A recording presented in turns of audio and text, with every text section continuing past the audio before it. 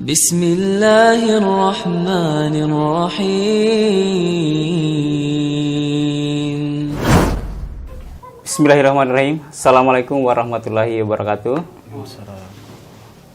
Kembali lagi bersama kami di kajian keislaman bersama Wakatu Mengaji dan juga bersama HM Production. Alhamdulillahirabbil alamin. Assalatu wassalamu ala Rasulillah. Amma ba'd. Pada sore hari ini dalam kajian keislaman kita akan membahas terkait dengan kenapa enggan menikah. Bersama saya sudah ada Bapak Ustaz Abu Kaisa. Assalamualaikum warahmatullahi wabarakatuh, Ustaz. Assalamualaikum. Abu Kaisa ya. Baik Ustaz, sore hari ini kita akan membahas terkait dengan kenapa enggan menikah. Kira salah satu tema yang cukup menggelitik ini. Baik Ustaz, mungkin bisa dijelaskan terkait dengan hukum-hukum keislaman dalam sudut pandang Islam seperti apa? Silakan. Ya, bismillah, alhamdulillah, wassalatu wassalamu ala rasulillah wa ala alihi wa ashabihi wa ala ma'ba'd. Jadi berkaitan dengan menikah, sebetulnya menikah ini salah satu syariat Islam yang sangat penting. Bahkan Nabi SAW menyebutnya bahwa menikah ini merupakan separuh dari agama. Separuh dari agama. Di mana syariat Islam ini tidak akan bisa direalisasikan dengan baik, diwujudkan dengan baik kecuali harus dengan menikah. Contohnya memberikan nafkah lahir batin kepada pasangan, atau memberikan nafkah kepada putra putri omongan.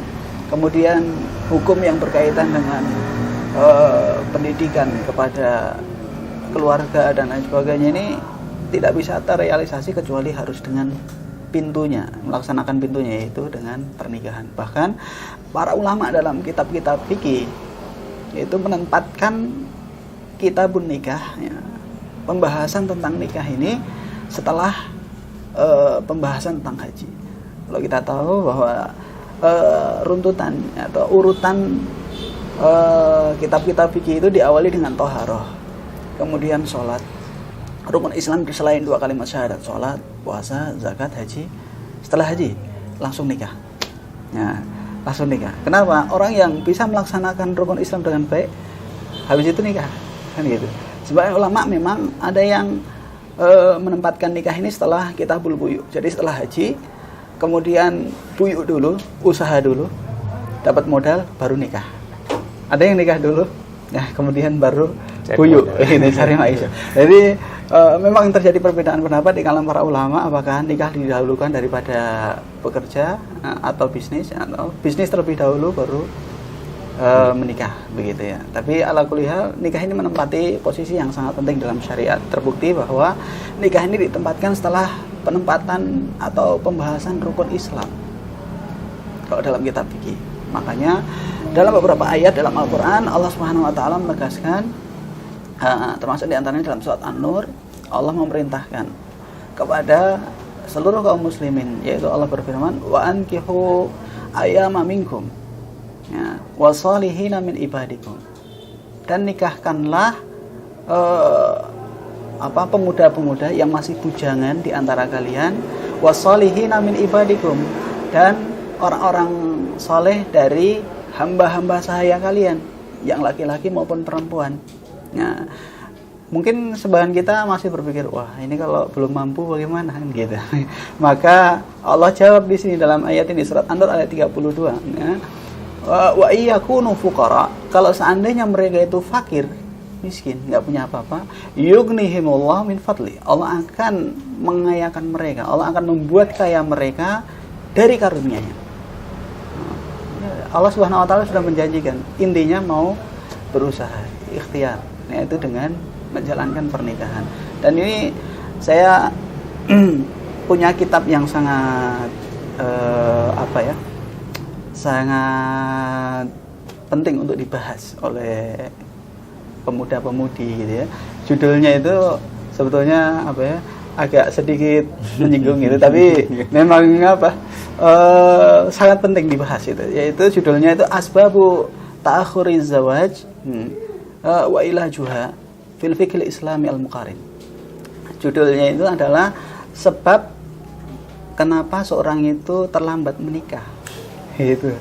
Ya, dan bagaimana cara mengobatinya, bagaimana solusinya, cara gitu. mempercepat Solusinya, gitu kan, dalam pandangan atau dalam perspektif syariat Islam. Seperti itu.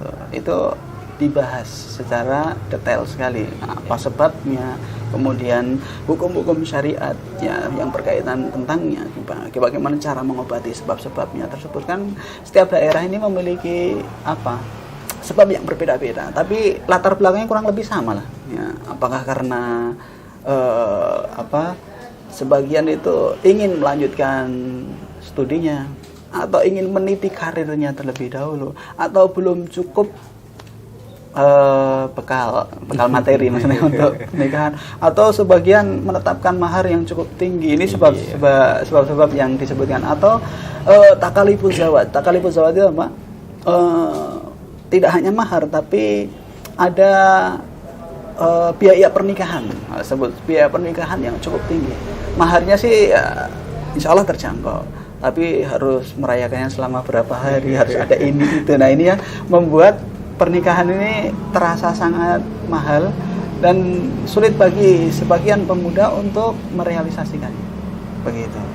Ya, ini mungkin sekelumit ya, sedikit tentang sekilas tentang hukum nikah gitu ya, dan sebab-sebab yang latar belakangi kenapa sebagian pemuda ini terlambat ya untuk melangsungkan pernikahan. Sebenarnya bukan nggak mau, tapi sebenarnya mereka mau sih, tapi karena ada beberapa faktor yang menghambat ini sehingga mereka jadi terlambat untuk menikah, begitu. Padahal Rasulullah SAW juga bersabda ini, ya masyarakat sabab, man istata'a minkumul ba'ata falyatazawwaj fa innahu aghaddu lil basar wa ahsanu lil faraj.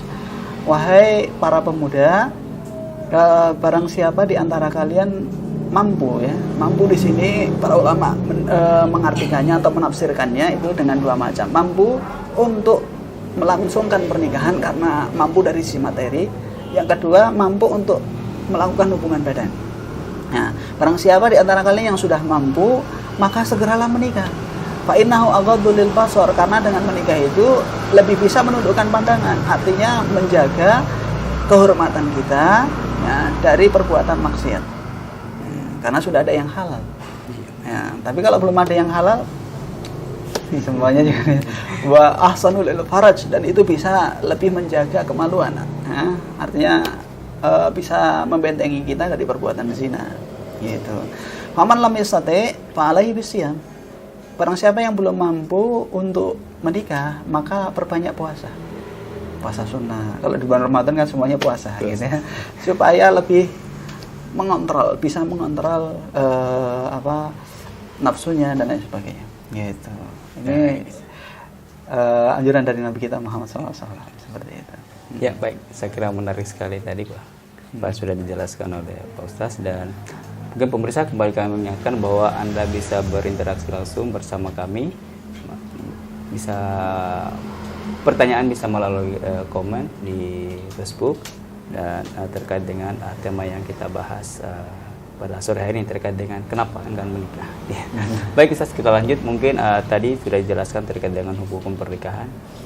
Ada beberapa hukum sebenarnya tentang terkait pernikahan ini, apakah memang dia wajib, atau ada satu sisi kemudian dia menjadi sunnah, atau satu sisi juga dia menjadi makruh dan sebagainya. Mungkin ada beberapa hukum. Memang para ulama menyebutkan ya bahwa menikah itu ini ada 5 hukumnya. Ya, ada 5 hukumnya. Ada yang wajib, ada yang sunnah, ada yang mubah, ya, ada yang makruh, ada yang haram bahkan untuk menikah. Ya. Nah, bagaimana ini kalau menikah bisa wajib hukumnya dan sampai pada taraf yang haram, gitu ya? Ini ada dijelaskan oleh para ulama. Ini tergantung pada kondisi seseorang. Misalnya seseorang dia sudah memiliki cukup materi, nah, bisa untuk melangsungkan pernikahan, dan dia memiliki nafsu yang cukup tinggi sehingga tidak bisa terbendung. Berarti dia memiliki kemampuan untuk menikah dari sisi materi, dan hasrat untuk menikah itu sudah tinggi karena memang hawa nafsunya sudah sudah tinggi seperti itu. Maka dalam kondisi ini wajib baginya untuk menikah. Wajib. Karena berarti kalau kemampuan tidak dilakukan berdosa. Iya, karena dikhawatirkan dia akan bisa mampu untuk melakukan kemaksiatan. Nah, dia nafsunya tinggi, kemudian cukup uang. Kalau nggak segera menikah, terjerumus dalam perbuatan maksiat, karena dia punya materi seperti itu. Ini kondisi orang yang pertama. Nah, kondisi orang yang kedua, dia cukup materi, ya, uangnya cukup untuk menikah, tapi belum terlalu berhasrat untuk menikah memang. Artinya dia masih bisa kendalikan hawa nafsunya. Belum ada keinginan sekali ya. Nafsunya belum begitu tinggi untuk menikah. Maka dalam hal ini dia disunahkan untuk menikah. Begitu. Nah, dia tidak dikhawatirkan terjerumus dalam perbuatan zina. Karena nafsunya masih terkendali. Tapi dia punya harta untuk bisa menikahi seorang wanita. Maka disunahkan dalam hal ini untuk menikahi, untuk menyempurnakan separuh daripada agamanya. Gitu. Kemudian yang ketiga yaitu orang yang hasratnya nggak tinggi, biasa saja, tapi materinya juga biasa saja. Maksudnya belum cukup materi juga gitu. Maka dalam kondisi seperti ini mubah, boleh baginya untuk menikah. Ya boleh.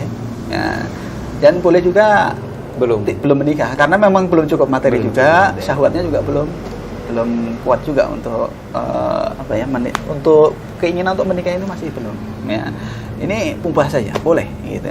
Ada yang hukumnya makruh gitu ya. Makruh ini sebetulnya dia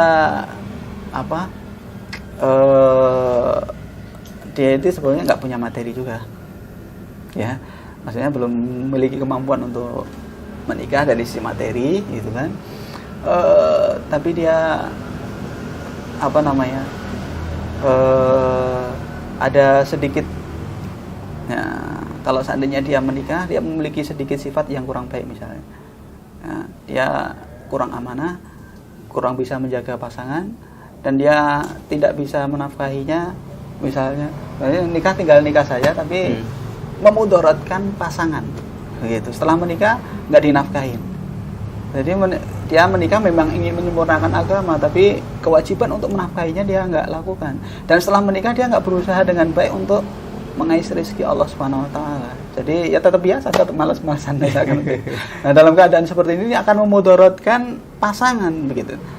Maka dalam hal ini dia makruh untuk menikah. Ya, karena akan memudaratkan pasangannya. Setelah menikahin dalam tanda kutip ya dapat enaknya, kemudian untuk nafkahnya terlantarkan gitu. Iya. Ini menyanyiakan pasangan, tak boleh, makruh tentunya. Yang kelima dan yang terakhir ini hukumnya haram. Haram gitu. Dia menikahi seorang wanita, tapi untuk misalkan untuk mengambil hartanya, menguras hartanya misalnya, untuk menganiaya, ada dendam tersendiri misalkan pada orang tuanya atau pada wanita tersebut, ya. Jadi mudaratnya itu tidak hanya tidak bisa memberikan nafkah, tapi ingin mengambil hartanya atau ingin menganiaya pasangan dan lain sebagainya. Dalam hal ini haram untuk menikah. Gitu. Karena banyak sekali mudarat yang akan ditimbulkannya. Mungkin ada dendam antara dirinya dengan keluarga perempuan atau antara dirinya dengan sang wanita tersebut, gitu. Sehingga dia menikahi itu karena ingin memberikan mudarat yang lebih banyak kepada wanita tersebut. Maka haram menikahi. Ya, dalam kondisi seperti ini haram menikah bagi dia. Ya. Jadi ada 5 kondisi. Ada 5 ya. Seperti ini. Iya, jadi memang tadi seperti yang dijelaskan oleh Pak Ustaz bahwa memang hukum pernikahan itu ternyata ada 5. Jadi ada kondisional ya. Ya, bisa wajib, bisa sunnah, bisa makruh, bisa mubah dan juga malah bisa haram. Ya. Tergantung dari kondisi dan motivasi dari seseorang itu untuk menikah sebenarnya. Baik, pemirsa, kalau ada pertanyaan bisa langsung komen di Facebook Wakatomi Mengaji. Anda bisa bertanya langsung kepada Pak Ustaz terkait dengan tema yang kita bahas pada sore hari ini. Baik, Ustaz, kembali ke tema kita ini, kenapa enggan menikah. Bicara pernikahan ini kan memang kadang setiap orang punya alasan-alasan tersendiri. Misalkan juga mungkin ada di beberapa daerah memang karena mematok mahar yang begitu tinggi, kemudian itu yang menjadi penghambat. untuk pemudanya itu bisa segera melangsungkan pernikahan. Nah, kalau kondisi-kondisi seperti itu yang kemudian kendala-kendalanya adalah terkait dengan seperti yang saya sebutkan tadi, itu bagaimana? Iya. Sebenarnya ini disebutnya kalau dalam bahasa Arab namanya awaik. Awaik itu sebenarnya hambatan. Makanya hambatan. Jadi ada kalanya seorang pemuda atau pemudi mereka pingin menikah, itu sudah ada keinginan gitu.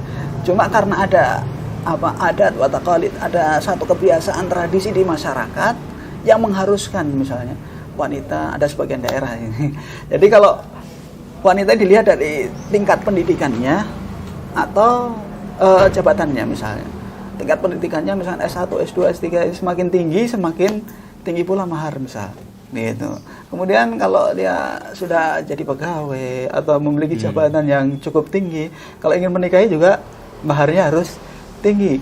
Pihak keluarga menginginkan hal yang lebih tinggi ya, dibandingkan wanita pada umumnya. Ini memang terjadi demikian. Nah, ini namanya penghambat sebetulnya, penghambat pernikahan. Artinya hal ini nggak mesti ada. Dulu di masa Umar bin Khattab radhiyallahu anhu itu pernah memang ada sebagian ya kaum muslimin, khususnya yang mereka itu memiliki nasab ya, memiliki garis keturunan yang tinggi, keturunan orang Quraisy.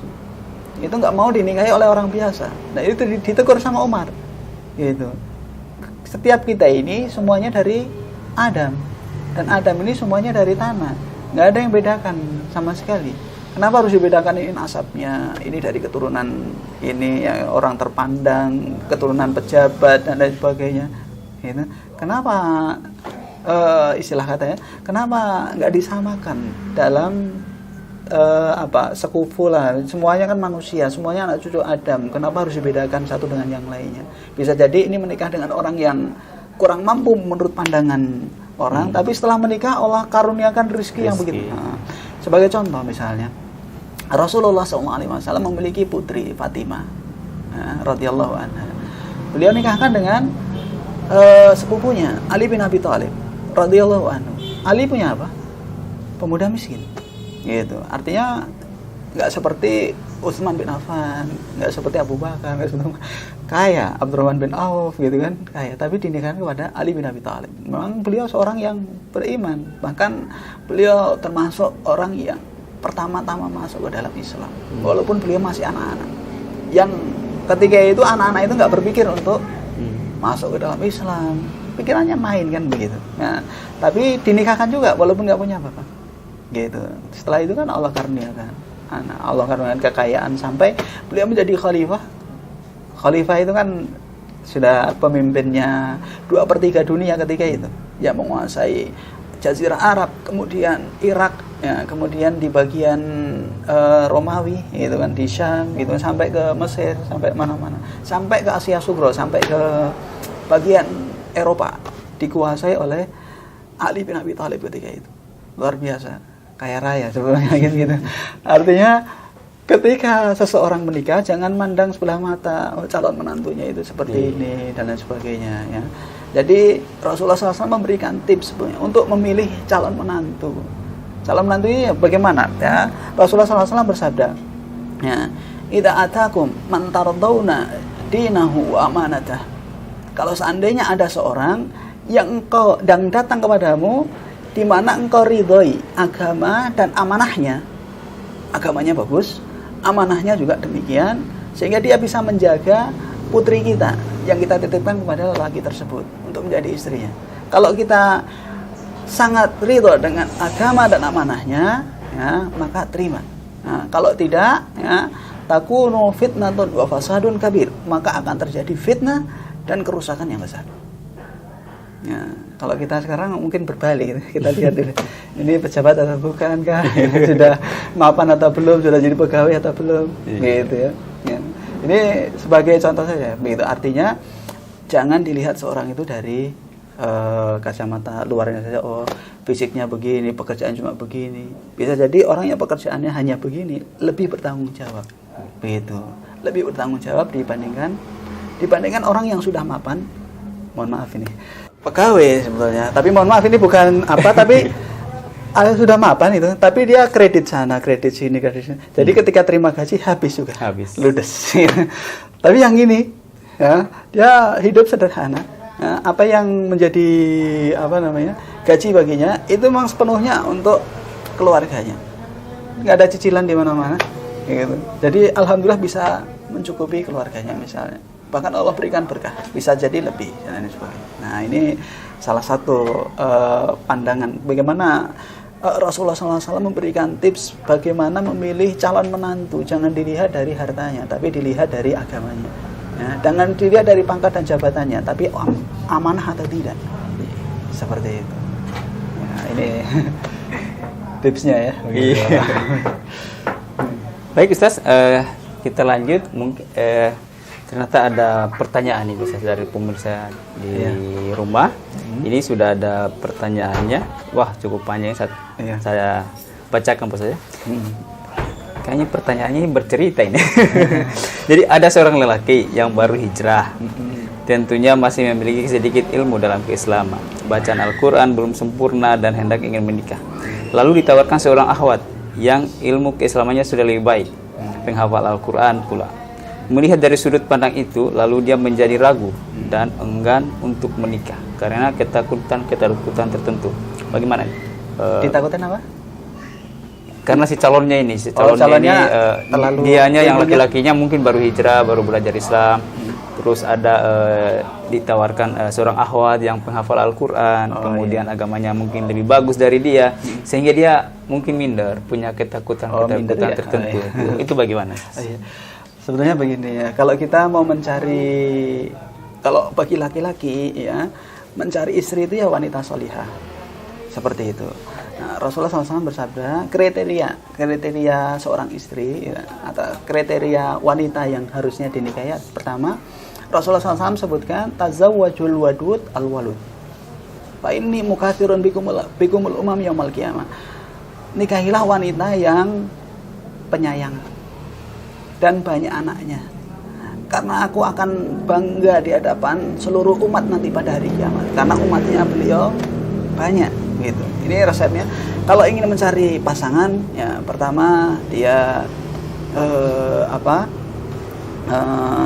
penyayang, ya penyayang, penyabar, ya. Kemudian juga bisa memiliki keturunan yang banyak. Bisa dilihat dari mana? Ya, kan sisilah keluarganya, misalnya. Oh, keluarganya ini memiliki ibunya itu memiliki anak misalnya 3 atau lebih misalkan. Oh, nanti bisa memberikan keturunan yang lebih seperti itu. Ini salah satu tips dari Nabi SAW untuk memilih pasangan begitu ya. Dan dalam hadits lain Rasulullah SAW juga bersabda, tunkahul mar'atu li arba. Wanita itu dinikahi karena 4 perkara. Gitu kan. Yang pertama li jamaliha, karena kecantikannya. Nah, biasa kalau orang mau nikah lihat dulu. Oh, cantik Mbak Mi. Kalau cantik oke Mi lanjut. Tapi kalau enggak gitu. Ini kriteria pertama dan ini manusiawi begitu disebutkan oleh Nabi SAW gitu. Beliau menyebutkan yang pertama itu li jamaliha, karena kecantikannya. Tunkahul mar'atu li arba. Wanita itu dinikahi karena 4 perkara. Yang pertama karena kecantikannya. Gitu. Yang kedua itu karena wali hasabiha, itu karena karena keturunannya, dia itu keturunan orang terpandang gitu kan. Karena kalau di Arab nasabnya, kalau sekarang kalau jabatan anaknya pejabat atau dia memiliki jabatan yang tinggi dan lain sebagainya gitu kan. Kemudian yang ketiga wali maliha, dan karena hartanya. Karena ada orang menikah itu karena hartanya. Enggak apa-apa Mi, wajahnya pas-pasan tapi hartanya banyak gitu. Itu ada yang seperti itu juga gitu ya. Kemudian yang keempat kata Nabi SAW, walidiniha. Yang keempat karena agamanya. Dan Rasulullah SAW memberikan tips. Ya, beliau di akhir hadits ini bersabda, fadfar bidzatiddin taribat yadan. Maka pilihlah yang bagus agamanya, maka kamu akan mendapatkan keberuntungan yang banyak. Nah, kalau dilihat dari pertanyaan tadi, sebetulnya wanita ini sudah memenuhi kriteria begitu loh. Iya. Bagus agamanya, hafalannya lebih banyak, nggak apa-apa lebih bagus. Siapa tahu dengan menikah dengan wanita tersebut, kalau dia bisa menerima kondisi kita baru belajar Islam, Al-Quran pun belum lancar, hafalan belum ada, gitu kan, bacaan salat mungkin baru Al-Fatihah, misalkan seperti itu. siapa tahu setelah menikah malah bisa dibimbing oleh istrinya, malah terjadi apa? Keluarga yang sangat bagus sekali, ada yang mengajar, istrinya mengajar, ya, mengajar suaminya, dan ada nuansa Islami di rumahnya, gitu. Daripada, mohon maaf ya, daripada misalkan dua-duanya nggak tahu agama, kemudian terjadi sudut pandang yang berbeda terus, cekcok dan lain sebagainya, mendingan bahas agama seperti ini. Sholat, kemudian sang istri ngajarkan cara membaca Al-Fatihah, cara membaca Al-Quran, cara menghafal, ya, cara sholat dan lain sebagainya, nggak jadi masalah berguru sama perempuan. Ada masalah? Tidak ada masalah, gitu. Mungkin gengsi kali. Ini cuma karena manusiawi ya, karena urusan dunia, Pak. Ini kalau istri saya lebih pintar, saya nggak. Iya. Ya, sebetulnya tidak apa-apa, malah bagus, gitu loh. Malah ada nuansa agama dalam rumah tangga. Kan kita kadang laki-laki itu egonya lebih kuat, betul nggak? Saya harus lebih pintar daripada perempuan, gitu. Tapi nggak selamanya seperti itu, gitu. Nggak selamanya seperti itu. Kadang kita harus mengakui wanita itu lebih kuat. Nah, buktinya apa? Kita kerja di kantor. Sama, misalkan istri kita juga kerja di kantor, tapi pulang masih bisa masak, bisa bereskan rumah, bisa ini. Kita pulang langsung tepar. Gitu. Artinya mereka lebih kuat dari satu sisi, seperti itu, ya. Belum lagi pekerjaan rumah tangga yang lainnya, misalkan kalau sudah punya anak, harus mandikan, harus siapkan makan mereka dan lain sebagainya, harus mencuci, mentrika dan lain sebagainya. Kita kadang bantu sedikit-sedikit saja. Nah, ngolek sambal aja udah mengeluh misalkan gitu. Tapi istri kita, gitu kan, setiap hari kerja seperti itu, rutinitas seperti itu, nggak pernah mengeluh. Ini salah satu kelebihan, gitu. Kita harus akui seperti itu. Kalau mereka memiliki kelebihan ilmu, kita juga harus akui. Dan kita bisa belajar, malah bagus, gitu loh. Ini termasuk apa? Menutupi aib kita. Bagaimana menutupi aib kita? Sebenarnya kita belum bisa baca Al-Quran, belum bisa bacaan sholat, belum mengerti agama secara dalam. Kalau kita belajar di luar malu, dan ini nggak baik sebenarnya. Harusnya nggak malu gitu kan. Kalau belajar di luar harusnya nggak malu. Tapi kalaupun kita masih malu, langsung bisa belajar sama istri. Tahu-tahu keluar dari rumah sudah bisa baca Al-Quran, sudah ini. Ya kan? Awalnya sudah banyak. Belajarnya di mana? Di rumah. Gitu. Istilah kata menutup aib kita. Kita belajarnya di rumah. Jadi nggak apa-apa. Kalau dilihat dari pertanyaan tadi, nggak apa-apa. Jangan minder. Jangan gitu. minder ya. Jangan minder gitu. Kalau dapat pasangan lebih baik, lebih sholihah gitu kan, itu lebih bagus. Lebih baik. Gitu. Ya, jadi kepada saudara-saudari penanya tadi, kesimpulannya lanjutkan ya. Lanjutkan. Nggak perlu minder. Nggak perlu minder. Gitu. Malah bagus di situ. Baik, sebelum kita lanjut, kembali kami mengajak pemirsa untuk tetap bisa memberikan pertanyaan melalui komen di Facebook ataupun di Instagram. Bisa bertanya langsung kepada Ustaz Abu Khaisa terkait dengan tema yang kita bahas pada sore hari ini. Baik Ustaz, mungkin saya punya satu pertanyaan lagi ini terkait dengan kenapa enggan menikah ini. Ini menjadi realitas sebenarnya, bahwa kadang ada orang enggan menikah itu karena traumatik. Traumatik itu mungkin saja dia bisa pernah menjalin misalkan satu hubungan lah, atau pernah dekat dengan seseorang, kemudian dia dikecewakan. Dari situ mungkin muncul ketidakpercayaan terhadap mungkin perempuan atau apa. Itu yang membuat dia enggan menikah. Pada kondisi seperti itu, hukumnya terhadap si dia ini, hukum pernikahan terhadap si dia ini apakah wajib, sunnah, atau bagaimana? Sebelum kita berbicara masalah hukum ya, kalau memang seseorang tadi misalkan enggan menikah atau agak lebih menjaga diri lah, nggak buru-buru untuk menikah, lebih selektif mungkin. Seperti itu karena dia pernah menjalin hubungan ini. Pertama dari sudut pandang syariah, dia telah menempuh jalan yang salah. Salahnya dari beberapa sisi. Yang pertama, dia menjalin hubungan sebelum pernikahan ini suatu kesalahan, gitu ya. Artinya kalau kita ingin menjalin hubungan itu harusnya lewat ikatan pernikahan dulu. Gitu. Betapa banyak orang, mohon maaf ya, dalam tanda kutip itu mereka pacaran lama bertahun-tahun, tapi akhirnya putus juga karena alasan apa? Tidak cocok. Subhanallah, ini sudah menjalin hubungan lama sekali, gitu. Kemudian di satu titik katanya nggak cocok karena satu dua. Tapi kalau diikat dengan ikatan pernikahan, gitu kan, mereka ada ketidakcocokannya, mereka berusaha untuk menyatukan itu. Bisa saling memahami satu dengan yang lain. Karena apa? Karena sudah terlanjur jadi pasangan begitu. Iya betul. Gitu. Mau nggak mau ini pasangan hidup, bisa jadi seumur hidup, gitu kan? Dia mau nggak mau harus menerima kekurangan dan kelebihan pasangannya masing-masing. Tapi karena ini hubungannya di luar nikah, gitu kan? Ini masih pacaran, jadi kalau putus pun nggak apa-apa, kan pikirnya seperti itu. Dia sudah melanggar syariat, kemudian juga mempermainkan wanita, dan ini kurang bagus juga. Tapi kalau seandainya yang disakiti adalah laki-laki, misalkan dikhianati atau apa, berarti memang akibat dari hubungan yang haram ini di luar nikah, gitu. Walaupun sebenarnya tidak berzina, tapi jalan bareng itu sudah berzina. Kata Nabi SAW, mata itu zinanya dengan melihat yang haram. Ya, tangan itu zinanya dengan memegang. Nah, kemudian kaki itu zinanya dengan melangkah. Nah, nanti kemaluannya itu yang membenarkan. Artinya zina besarnya terjadi setelah proses-proses ini tadi. Nah, proses melihat, gandengan misalnya, atau jalan bareng gitu kan. Lama-lama kan akan berproses seperti itu. Makanya Allah Subhanahu wa taala berfirman, "Wala taqrabuz zina innahu kana fahisyatan wa sa'a sabila." Jangan dekati zina. Bukan jangan lakukan zina, tapi jangan dekati zina. Ya, jadi jangan mendekati perbuatan yang mengarahkan pada perzinahan. Ya, innahu kana fahisha, sesungguhnya itu merupakan perbuatan yang keji.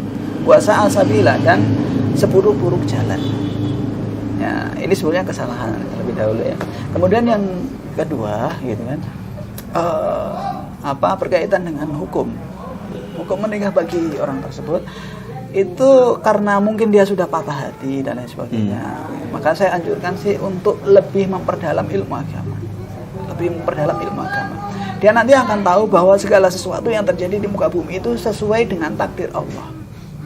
Ya, sesuai dengan takdir Allah. Kalau Allah takdirkan misalnya sebelum menikah kita pernah melakukan kemaksiatan, tapi kita bertobat kepada Allah Subhanahu wa taala, memperbaiki diri, memohon kepada Allah, misalkan berdoa dengan sungguh-sungguh sampai meneteskan air mata, diberikan jodoh yang bisa mengerti dirinya dan dirinya bisa mengerti jodoh tersebut atau pasangannya tersebut, kemudian dilanggengkan sampai tutup usia, bahkan bisa masuk surga bersama pasangannya, begitu kan? Maka dengan doanya yang sungguh-sungguh, kita yakin Allah pasti akan mengijabahi, Allah akan mengabulkan doanya, gitu. Walaupun tentunya dalam keluarga itu mesti ada selisih paham, mesti harus ada yang lebih dewasa. Jangan seperti anak-anak semuanya maunya pendapat saya yang harus terima, nggak mau menerima pendapat yang lain. Nah, makanya dalam keluarga itu harus ada musyawarah, gitu kan, ngobrol bareng. Ini sunnah ya, sebelum tidur ngobrol dulu sama pasangan. Nggak cuma istilah kata di rumah itu hanya ketemu, ketemunya itu ketika makan, gitu kan. Ya, setelah itu sudah di kasur hanya sudah begitu saja. Artinya kalau mau hubungan, kalau enggak. Ngobrol seperlunya saja, tidak, gitu. Kita harus bisa menjaga perasaan pasangan, juga bisa ya memberikan nafkah baik lahir maupun batin. Salah satu nafkah batin itu apa? Komunikasi baik. Ya, bisa menyenangkan pasangan. Enggak cuma memberikan materi saja. Gitu. Jadi kalau memberikan materi itu, mohon maaf ya, itu kita nggak usah cari pasangan, nggak usah cari istri, nyari aja pembantu. Jadi pembantu, gaji selesai. Gitu. Tapi kalau nyari pasangan hidup, kita harus bisa. Nah, kalau kita bisa berhubungan baik sama orang di luar, kenapa nggak bisa berhubungan baik sama istrinya sendiri? Yang nemenin dia, yang membantu semua aktivitas kesehariannya, gitu. Bahkan yang mencucikan, menyetrika, menyiapkan makan, segala sesuatu, melayani suaminya dengan baik. Kenapa nggak bisa berkomunikasi baik sama pasangan? Gitu ya. Jadinya harusnya lebih baik. Makanya kata Nabi SAW, khairukum li ahlihi wa ana khairukum li ahli. Sebaik-baik kalian adalah orang yang paling baik kepada keluarganya. Sedangkan aku adalah orang yang paling baik kepada keluarga. Nah, Rasulullah memberikan contoh. Ya, jadi beliau paling baik kepada keluarganya, kepada istri-istrinya. Bahkan istrinya beliau nggak cuma 1, 2, 3, bahkan sampai 9. Yang pernah dinikahi sampai 12 orang. Tapi bisa menjaga dengan baik, harmonis, gitu loh. Ya, mesti ada kecemburuan dan lain sebagainya, nggak jadi masalah. Tapi bisa jaga semuanya. Iya. Gitu. Ya. Jadi kalau apa yang ditanyakan tadi, misalkan kalau dia trauma, kembali kepada Allah. Ya. Coba nerima takdir Allah. Mungkin itu teguran dari Allah bahwa kita melakukan hal itu sebenarnya terlarang, sehingga Allah buat itu pisah, misalkan putus dan lain sebagainya, untuk menjalin hubungan yang lebih halal, yang lebih baik, seperti itu lewat jalan pernikahan. Setelah menikah ya, melalui ini kan kita harus belajar lagi apa hak suami atas istri, apa hak istri atas suami dan lain sebagainya, harus dipelajari, semuanya ada dalam fikih Islam gitu. Nah, ini harus dipelajari dengan baik, ada fikihnya ceritanya. Baik, saya kira menarik sekali, Ustaz. Baik, pemirsa Waktu Mengaji, kembali saya mengajak Anda untuk bisa berpartisipasi langsung bersama kami. Bisa mengirimkan pertanyaan melalui komen di Facebook ataupun Instagram. Kami tunggu ya. Bagaimana? Masih ada waktu? Oh ya. Baik, kita lanjut, Ustaz. Terkait dengan tema kita sore ini, kenapa enggan menikah ya. Tadi sudah dibahas segala macam tentang hukum. Kemudian ada bahas tentang realita-realita di masyarakat tentang kenapa masih enggan menikah. Kira-kira ada nggak sih tips-tips atau solusi untuk agar supaya enggan menikah ini nggak muncul gitu di benak pemuda-pemuda kita yang masih belum menikah. Artinya kenapa sih harus enggan menikah gitu? Kenapa nggak disegerakan gitu? Ada nggak sih tips-tipsnya? Iya. Mungkin lebih tepatnya itu kan, kenapa ada nggak tips supaya pemuda-pemudi itu menyegerakan menikah gitu. Betul. Sebenarnya mereka nggak enggan sebenarnya mereka mau nikah, tapi ada awaik tadi, ada hambatan-hambatannya. Ada juga yang kadang sudah berapa kali melamar, sudah datang ditolak 3 kali 4 kali ditolak terus, itu bagaimana itu? Iya. Artinya begini. Di antara beberapa solusi dari masalah-masalah sosial ini sebetulnya. Masalah-masalah sosial ini, pertama itu kita kembali kepada ajaran agama Allah. Ini yang paling penting gitu. Karena segala sesuatu itu berdasarkan takdir Allah. Kalau seperti tadi yang ditanyakan, misalkan seseorang sudah melamar gitu kan, wanita ditolak alasannya karena pekerjaan, misalkan melamar lagi alasannya karena misalnya anaknya masih mau lanjut kuliah atau masih mau meniti karir dan lain sebagainya, di melamar lagi alasan lain lagi dan lain sebagainya, sehingga sudah berapa kali melamar ternyata belum ada kesesuaian. Kalau kita paham tentang agama Allah, kita paham tentang takdir Allah, kalau jodoh itu sudah Allah tetapkan jauh sebelum kita diciptakan, maka kita akan bisa menerima takdir ini, bahwa kita bisa jadi belum berjodoh dengan fulanah A, belum jodoh dengan fulanah B, belum jodoh dengan fulanah C, gitu kan? Mungkin jodoh kita itu ada si fulanah Z, yang mungkin yang terakhir kita datangi, seperti itu. Jadi kalau kita paham tentang takdir seperti ini, bahwa bagaimanapun usaha, bagaimanapun daya, upaya sudah kita curahkan untuk melamar, untuk menikahi si wanita ini, kalau itu bukan jodoh kita, tetap nggak akan berhasil, nggak akan menikah, gitu. Ya. Tapi kalau seandainya kita 1000 kali nolak, 1000 kali menghindar, 1000 kali mengacuhkan wanita yang menjadi jodoh kita, pada titiknya kita akan menikahi dia. Pada waktunya kita akan menikah dengannya. Karena apapun jalannya, bagaimanapun caranya, entah Allah bagaimana. Kadang kita jumpai orang itu benci banget sama seorang wanita, atau seorang wanita benci banget dengan seorang laki-laki. Sudah bisa dibilang sudah ini manusia yang paling dia benci lah, seperti itu. Tapi kalau Allah takdirkan itu jodohnya, mau apa? Akhirnya mereka duduk berdua di pelaminan. Awalnya dari benci, kemudian malah sampai ke pernikahan, ke KUA. Tercatat 2 namanya itu di satu buku misalnya. Ya, takdir Allah Subhanahu wa taala. Kita nggak bisa nolak. Seperti itu. Dan benih-benih cinta itu bisa jadi tumbuh setelah pernikahan ini. Seperti itu. Awalnya kita benci, nggak suka dan lain sebagainya. Ternyata ya muncul ya kasih sayangnya lewat perhatian dan lain sebagainya. Saya punya kisah ini. Saya waktu di Sumatera Barat, gitu, di negerinya satu teman kita, ya tapi di pulaunya ya, di pulaunya ada di Mentawai, gitu.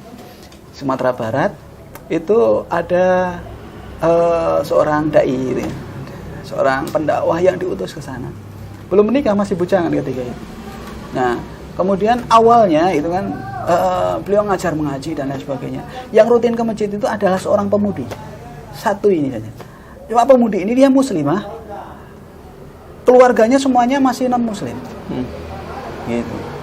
Dan beliau pernah cerita sama saya, gitu. Sebenarnya saya itu nggak ada ketertarikan sama sekali. Wanita tersebut dari sisi fisik apa itu nggak ada ketertarikan sama sekali, tidak ada. Beliau cerita seperti itu.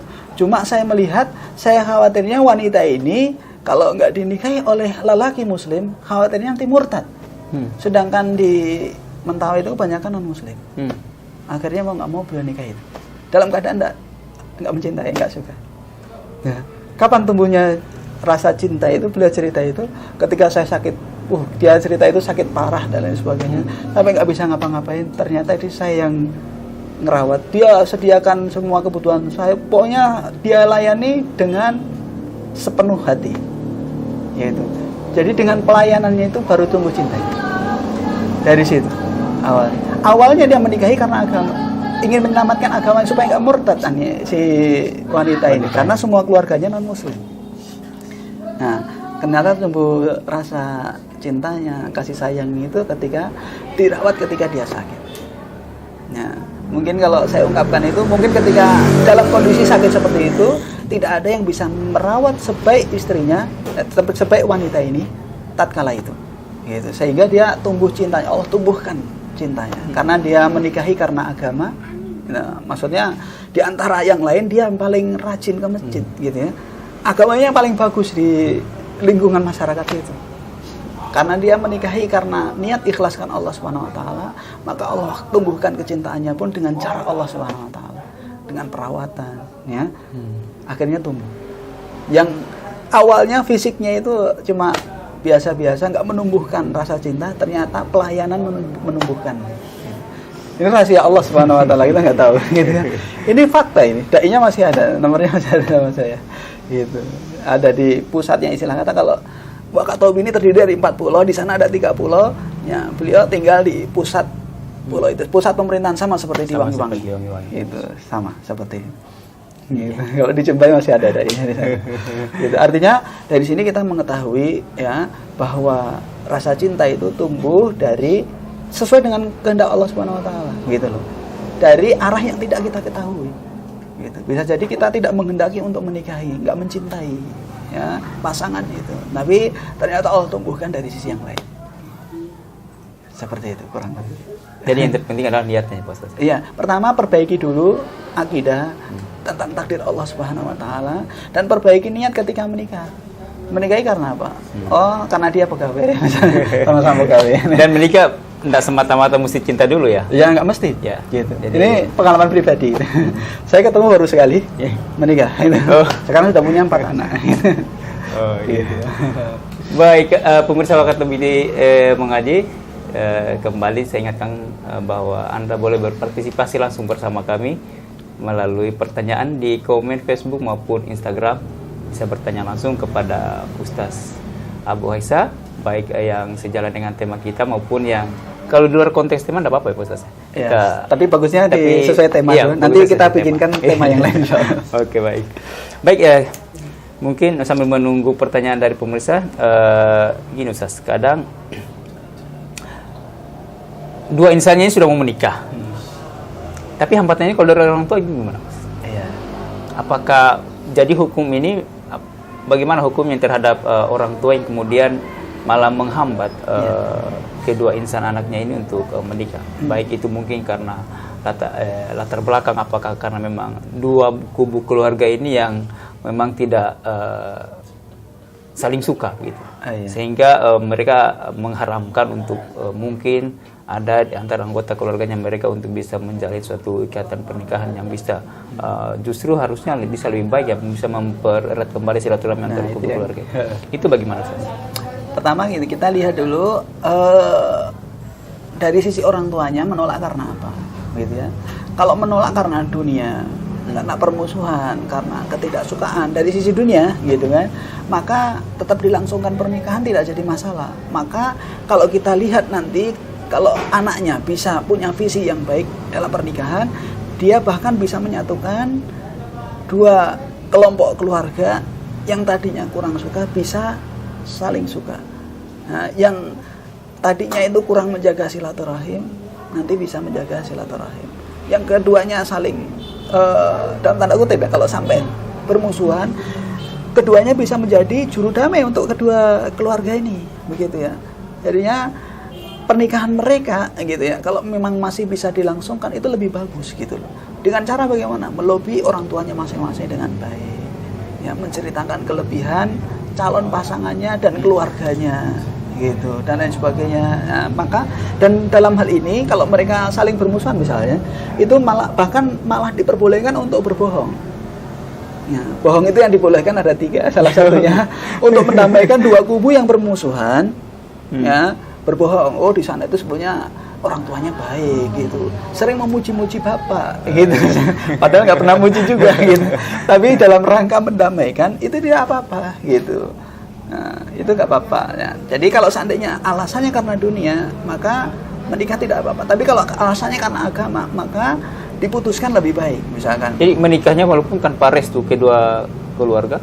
Nah, kalau misalkan ini kan restu bapak dari sang anak perempuan saja yang dibutuhkan sebetulnya. Karena bapak ini beliaulah yang akan menjadi wali bagi sang wanita. Intinya bisa melobi sang ayah untuk mau menikahkan seperti itu. Walaupun bapak sang suami belum setuju, nggak jadi masalah. Oh, gitu, nggak jadi masalah. Kalau alasannya dunia. Tapi kalau seandainya alasan agama, maka ini lebih bagus dipertimbangkan gitu.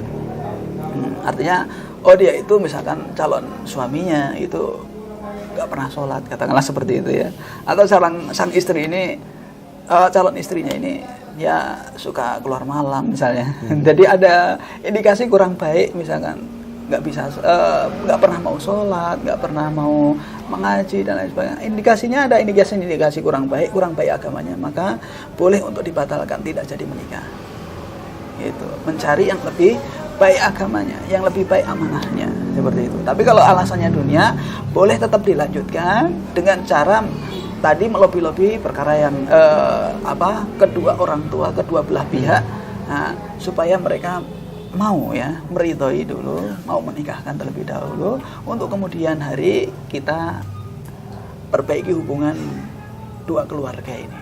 Ya, itu tugas anak ya, kedua mempelai, dan ini nggak jadi masalah, itu malah bagus, tugas mulia begitu loh. Iya, betul. Ya, kalau seandainya ada yang bermusuhan, kalau bukan keluarga kita saja, kita berusaha untuk mendamaikan, apalagi ini keluarga kita gitu, lebih utama lagi untuk mendamaikan, dan ini pahalanya sangat besar seperti itu. Allah ya. Iya. Oke, baik Ustaz, kita lanjut. Mungkin ada pertanyaan ini dari pemirsa. Saya sudah dapat di sini. Oh iya, betul. Baik, saya bacakan Pak Ustaz ya pertanyaannya. Tolong berikan nasihat kepada wanita yang suka memilih-milih pasangan dan bukan berdasarkan agamanya. Ini maksudnya mungkin orang perempuan datang, laki-laki melamar, tapi mungkin pertimbangannya itu mungkin yang sifatnya keduniaan. Sementara laki-laki yang datang ini ya sudah jelas bagus mungkin agamanya, secara konteks agama mungkin ya bagus, tetapi mungkin dari sisi keduniaannya agak kurang, sehingga yang wanita ini menolak. Itu bagaimana? Sebetulnya sudut pandang syar'i ini, wanita ini melakukan hal yang kurang baik ya sebetulnya. Jadi melanggar hadis Nabi SAW tadi ya. Apabila ada seorang laki-laki yang datang ya, yang datang kepada kalian, sedangkan kalian melihat kalian ridho kepada agama dan amanahnya, maka nikahkanlah atau menikahlah gitu. Jadi kalau dia nggak menikah dengan lelaki tersebut, akan terjadi fitnah, ujian dan kerusakan, fasadun ya, akan terjadi kerusakan yang besar. Begitu. Jadi dalam hal ini kalau wanita gitu kan, kalau dia beriman ya, dia tahu agama, itu tidak akan pilih-pilih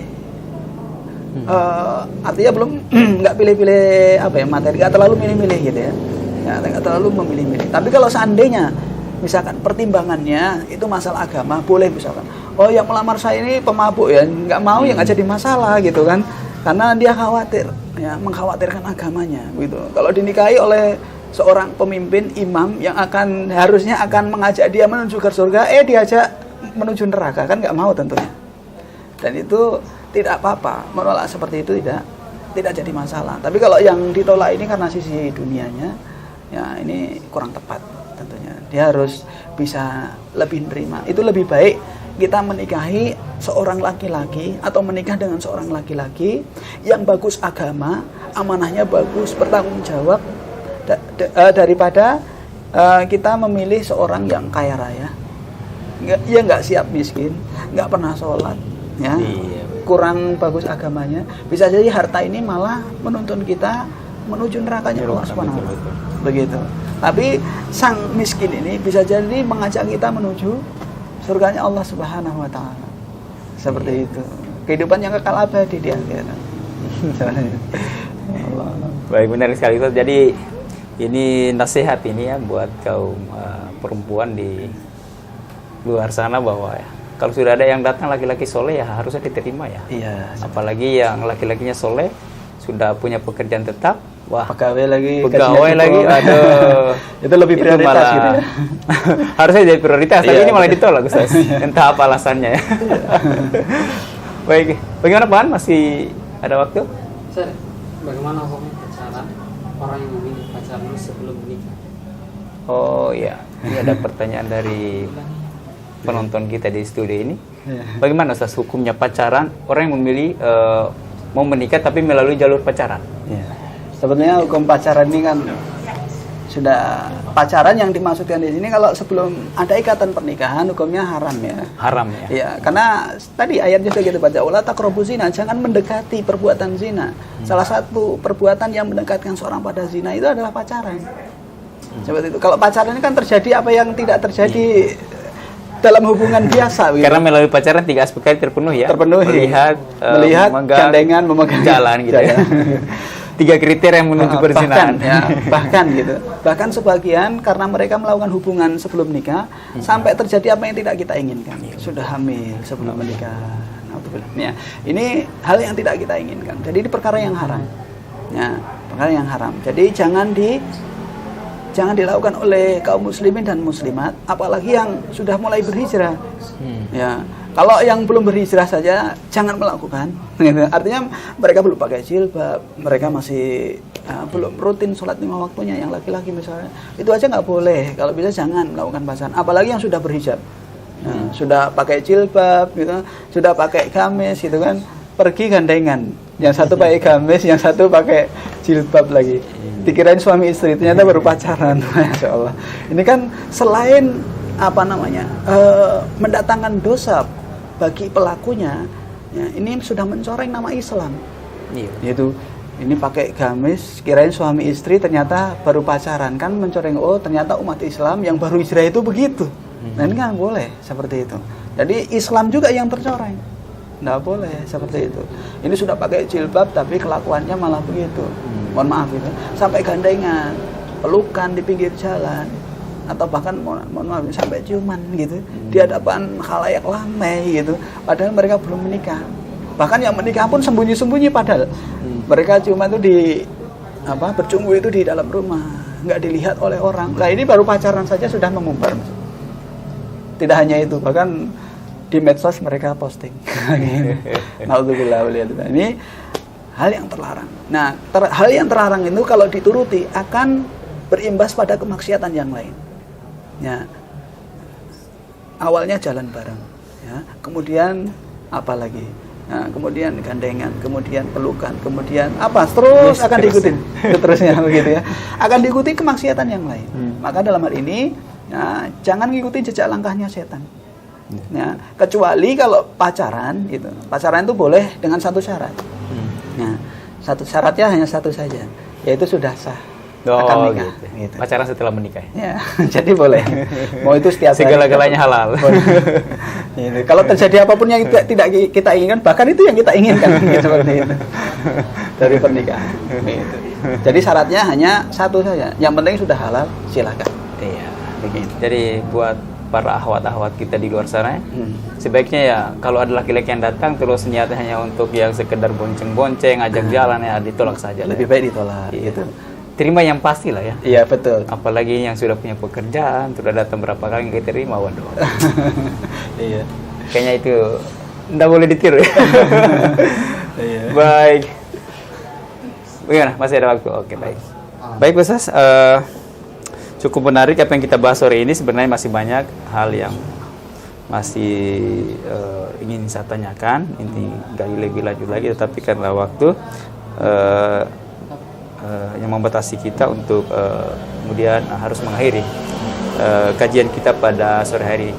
Dan dari pembahasan tadi saya bisa mengambil beberapa kesimpulan bahwa ternyata hukum pernikahan itu ada 5 ya. Jadi dia kondisional, jadi dia bisa wajib, bisa juga kemudian dia menjadi sunnah, kemudian menjadi mubah, makruh, dan malah haram. Artinya bahwa tergantung dari kondisional daripada yang ada.